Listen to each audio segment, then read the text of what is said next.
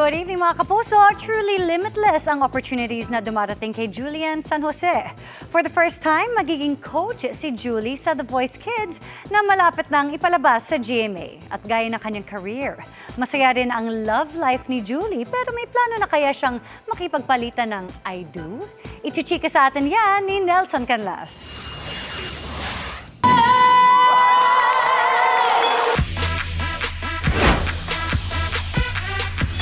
30 and still feeling young.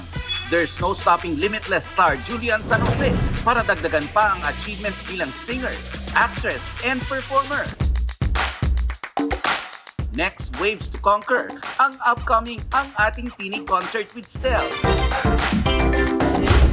Ang kanyang special participation bilang si Katie De La Cruz sa Pulang Araw.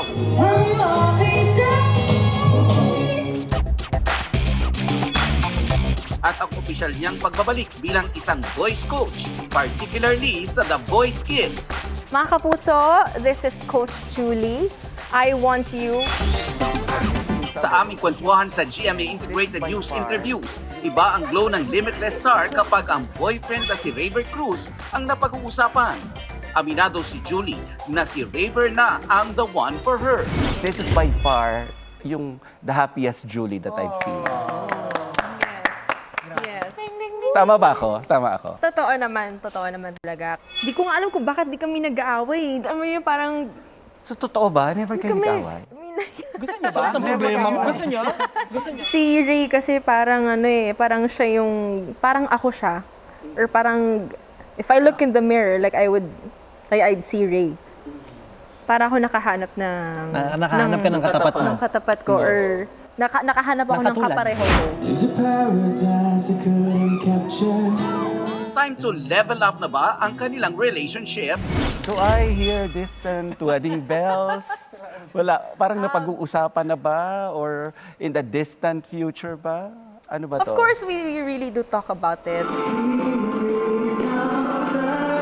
Marami pa kaming mga pangarap individually, but of course, being together, we also want to achieve those dreams together.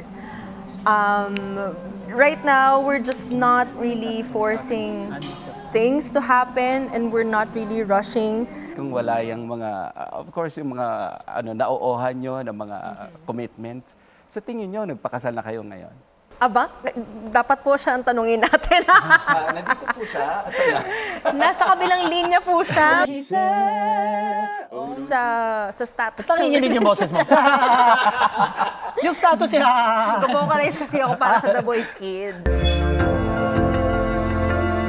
You date to marry, right? And ako naman kasi, I'm that kind of person na kung sino man yung ka-relationship ko, or kung sino man yung other half ko, syempre, yun yung goal ko na gusto ko siya na talaga. Nelson Canlas updated sa Showbiz Happening.